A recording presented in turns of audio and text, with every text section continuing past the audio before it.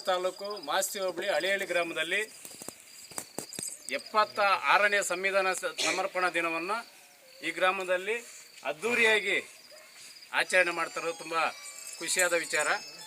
ಏನಂದರೆ ಗಣರಾಜ್ಯೋತ್ಸವ ದಿನಾಚರಣೆಯನ್ನಾಗಿ ಮನುವಾದಿಗಳು ಈ ಕುತಂತ್ರವನ್ನು ರೂಪಿಸಿ ಸಂವಿಧಾನದ ಸಮರ್ಪಣಾ ದಿನವನ್ನು ಮುಚ್ಚಾಕುವ ಒಂದು ಹುನ್ನಾರವನ್ನು ನಡೆಸಿರೋ ಕಾರಣ ಈ ದಿನ ನಾವು ಹಳಿಹಳ್ಳಿ ಗ್ರಾಮದಲ್ಲಿ ಎಲ್ಲ ಒಂದು ಸಮುದಾಯದ ಜನ ಸೇರಿ ಇವತ್ತು ಬಾಬಾ ಸಾಹೇಬ್ ಅಂಬೇಡ್ಕರ್ ಅವರ ಸಂವಿಧಾನ ನಮಗೆ ತಂದುಕೊಟ್ಟಿದ್ದಾರೆ. ಆ ತಂದುಕೊಟ್ಟಿರೋ ಕಾರಣ ನಾವೆಲ್ಲ ಜೀವನವಾಗಿ ನೆಮ್ಮದಿಯಾಗಿ ನಾವು ಜೀವನ ಮಾಡ್ತಾ ಇದ್ದೀವಿ. ಆ ಕಾರಣದಿಂದ ಬಾಬಾ ಸಾಹೇಬ್ ಅಂಬೇಡ್ಕರ್ ಅವರಿಗೆ ಗೌರವ ಕೊಡೋ ನಿಟ್ಟಿನಲ್ಲಿ ಸಂವಿಧಾನವನ್ನು ನಾವೆಲ್ಲರೂ ಅರ್ಥ ಮಾಡಿಕೊಂಡು ಸಂವಿಧಾನವನ್ನು ಮುಂದಿನ ಪೀಳಿಗೆಗೆ ಕೊಂಡೊಯ್ಯೋದಕ್ಕೆ ಎಲ್ಲರೂ ಸಹ ಕೈ ಜೋಡಿಸಿ ಈ ಗ್ರಾಮದಲ್ಲಿ ಹಳಿಹಳ್ಳಿ ಗ್ರಾಮದಲ್ಲಿ ಮೂಲಭೂತ ಸೌಕರ್ಯಗಳಿಲ್ಲದೆ ಕಾರಣ ಇದು ಗಡಿಭಾಗ ಗ್ರಾಮ ಆಗಿರೋ ಕಾರಣ ಮತ್ತು ದಲಿತ ಸಮುದಾಯಕ್ಕೆ ಇದುವರೆಗೂ ಸಹ ಸ್ಮಶಾನ ಇಲ್ಲ. ಇದಕ್ಕೆ ಸಂಬಂಧಪಟ್ಟ ಅಧಿಕಾರಿಗಳಿಗೆ ಸುಮಾರು ಬಾರಿ ನಾವು ದೂರು ಕೊಟ್ಟಿರ್ತೀವಿ. ಆದರೆ ನಮ್ಮ ಸಮುದಾಯವನ್ನು ನಮ್ಮ ಗ್ರಾಮವನ್ನು ಎಲ್ಲೋ ಒಂದು ಜಾಗದಲ್ಲಿ ನಮ್ಮನ್ನು ಆಳುವ ಸರ್ಕಾರಗಳು ಕಡೆಗಣಿಸ್ತಾ ಇದ್ದಾವೆ. ಆ ನಿಟ್ಟಿನಲ್ಲಿ 76ನೇ ಸಂವಿಧಾನ ಸಮರ್ಪಣೆ ದಿನ ಬಂದಿದೆ ಮತ್ತು 77ನೇ ಸ್ವತಂತ್ರ ದಿನಾಚರಣೆಯನ್ನು ನಾವು ಆಚರಣೆ ಮಾಡಿದ್ದೇವೆ. ಆದರೆ ಇದುವರೆಗೂ ನಮಗೆ ಬದುಕುವ ಒಂದು ಹಕ್ಕಿಲ್ಲ, ಪ್ರಾಣಿಗಳಿಗಿಂತ ಕೀಳಾಗಿ ಬದುಕ್ತಾ ಇದ್ದೀವಿ.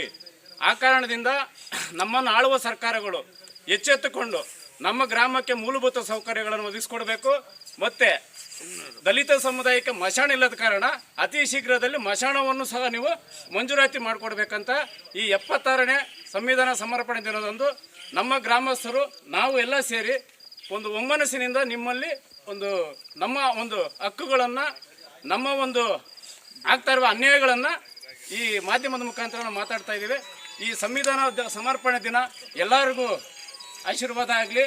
ಮತ್ತು ಆ ಸಂವಿಧಾನದ ಆಶಯದಲ್ಲಿ ನಾವೆಲ್ಲ ಬದುಕ್ತಾ ಇರೋ ಕಾರಣ ಮುಂದಿನ ದಿನಗಳಲ್ಲಿ ಈ ಯುವ ಪೀಳಿಗೆ ಏನಿದೆಯೋ ಆ ಯುವ ಪೀಳಿಗೆಗೆ ಸಂವಿಧಾನ ಒಂದು ಮಾರ್ಗದರ್ಶನ ಆಗಲಿ ಅಂತ ಹೇಳ್ಬಿಟ್ಟು ಈ ದಿನ ನಮ್ಮ ಗ್ರಾಮದಲ್ಲಿ ಸಣ್ಣದಾದ ಒಂದು ಸಮಾರಂಭವನ್ನು ಆಚರಣೆ ಮಾಡಿ ನಾವೆಲ್ಲ ಬಾಬಾ ಸಾಹೇಬರಿಗೆ ಚಿರುಣಿಯಾಗಿರ್ತೇವೆ.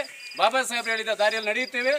ಬಾಬಾ ಸಾಹೇಬರ ಒಂದು ಸಂವಿಧಾನವನ್ನು ಉಳಿಸುವ ಕಡೆ ನಮ್ಮೆಲ್ಲರ ಆಶಯ ಅಂತ ಹೇಳ್ತಾ ಮಾತಾಡೋದಕ್ಕೆ ಅವಕಾಶ ಕೊಟ್ಟಂತ ತಮ್ಮೆಲ್ಲರಿಗೂ ವಂದಿಸುತ್ತಾ ನಾನು ಮಾತುಗಳನ್ನು ಮುಗಿಸ್ತೇನೆ. ಜೈ ಭೀಮ್, ಜೈ ಪ್ರಭುದ ಭಾರತ.